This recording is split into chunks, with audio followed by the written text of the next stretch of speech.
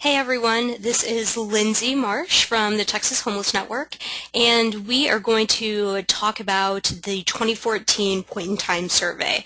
This is basically the same thing that we did last year, and we want everybody to fill out the survey the same way you did last year.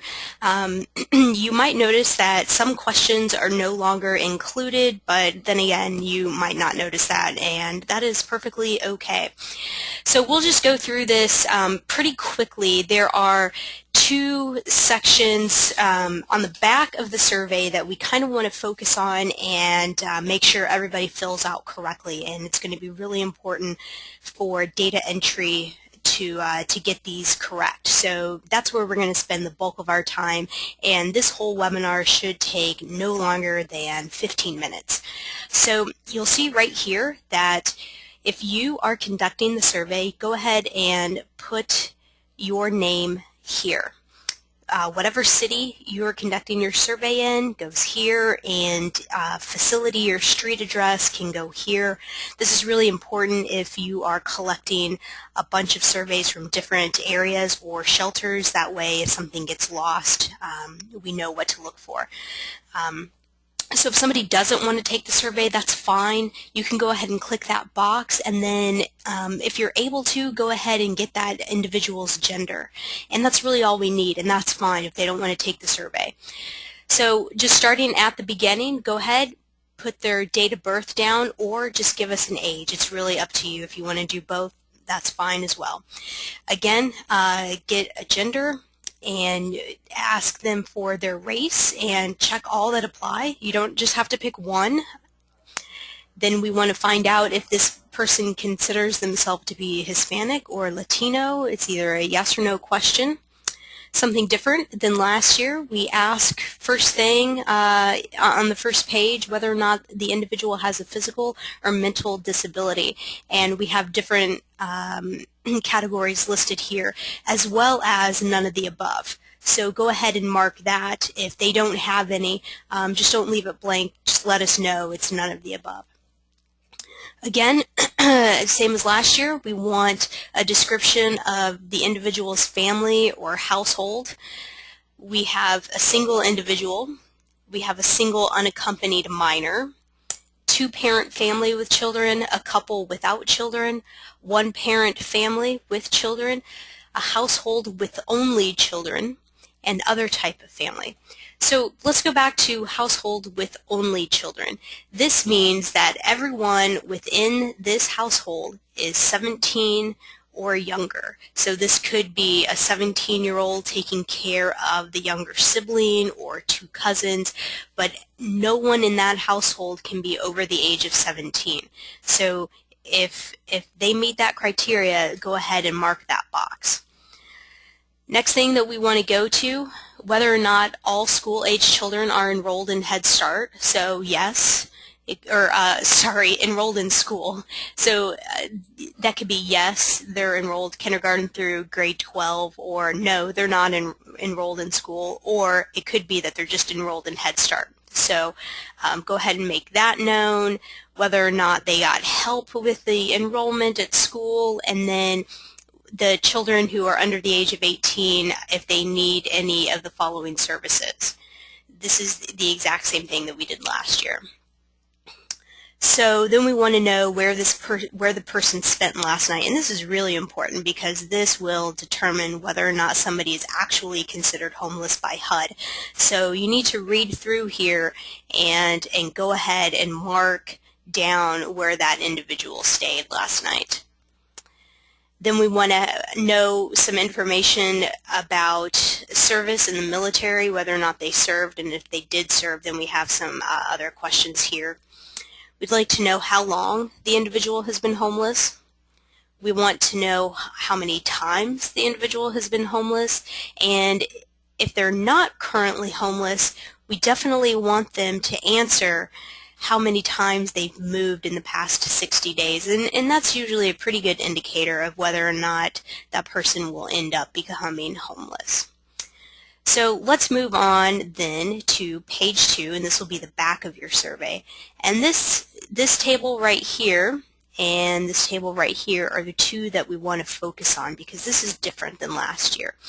And we want to make sure that everyone knows how to fill this out, and we want to make sure that everyone fills it out correctly because we really need this done correctly in order for data entry. So what this does is this collects information from every single person in that family or household. And we need this information. We didn't need this information last year, and after speaking with people at HUD, it turns out we need the information this year. So what you want to do here is you want to find out the relation to the head of household. Is this the husband? Is this the wife? Is this the partner, the child, the grandchild, the grandparent, the aunt, the uncle? That's what you want to write in here, okay? And then you want to write the first letter of their first name. That just helps us with deduplication. We need that individual's age, and then we need that individual's gender. And then we want to know that person's race, and you can mark all of these boxes, just whatever they tell you. We need to know if that person considers themselves Latino or not. And then if it's an adult, we need to know whether or not that adult is a veteran. And then we need to know if there are any disabilities. So you can mark any of these, or you can mark none apply. And what I'm going to do now is I'm going to show you what this looks like filled out. So I'm going to bring this over here, and this is what it would look like. So if I filled this out, I'm saying that this is my child. His first name starts with an E. He's 1 year old, and his gender is male. We would go over here and say that his race is white. Does he consider himself Latino? Yes. So obviously, since this kid is 1 year old, we're not going to fill out the information for veteran. And then whether or not there are any disabilities, we're just going to say no here and mark that box.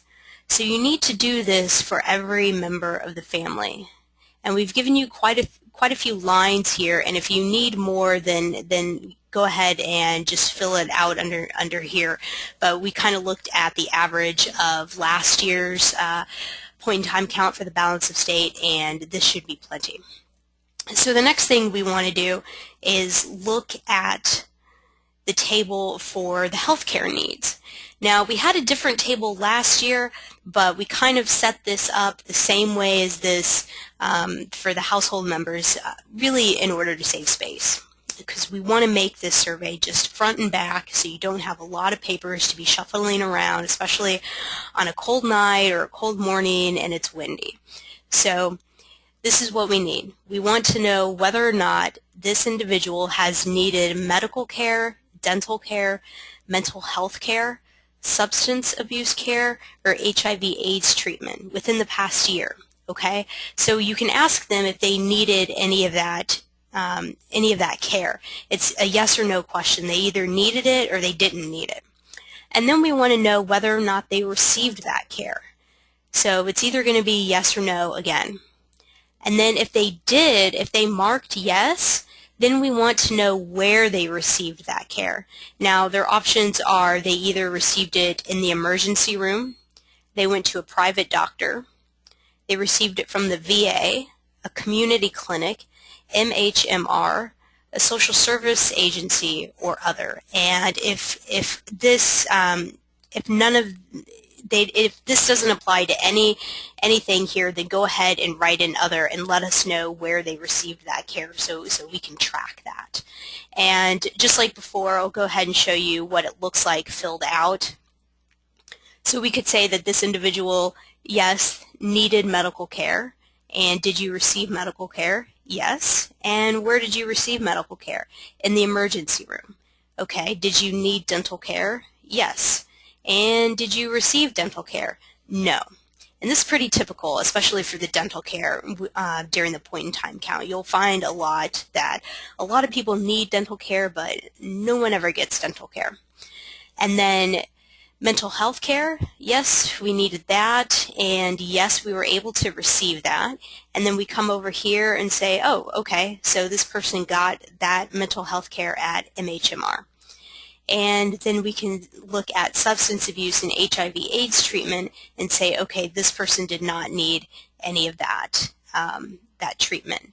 And this is how we want to fill it out. It's really important. So again, for data reporting, and just be sure that when you're filling it out, you've got it on the correct line, and we really, really want to know if somebody was able to receive that care. We really want to know where they received the care from, but we also want to know if they didn't receive the care. That's really important too. That's almost just as important. So if somebody needed dental care and they weren't able to get that dental care, let us know. So just moving on from that, we'll take a look at the rest of the survey, and this is all pretty much the same thing as last year. We want to know if the individual has been homeless another time in the past 12 months. Again, yes or no question. And then we want to know the reasons why the individual became homeless, and they can pick as many as they need off of this. Then we want to know the education that that individual has attained, and it goes all the way from never attended school to a master's degree or higher. We want to know whether or not that individual is able to work. Some people just aren't able to work, and that's fine. So if they're not able to work, you can skip this and just go straight to question 18. So if they're unemployed, we want to know how long they've been unemployed. But just moving here, job status, if they're able to work, we want to know what their status is. And then last question, we want to know the basic, any sort of basic needs that these individuals need. Is it clothing and food? Is it food stamps, veterans benefits? We just want to know what this individual needs. And that pretty much concludes how to fill out the point-in-time survey. It's pretty straightforward. It's just almost like last year. The only difference is that we have these two tables here, this table for the household members and this table for medical care for the head of the household. If you have any questions, please feel free to give me a call. My phone number in the office is 512-354-2033. Again, that's 512-354-2033. And that concludes our presentation on how to fill out the 2014 Point in Time survey. Again, if you have any questions, just let me know. Thanks so much.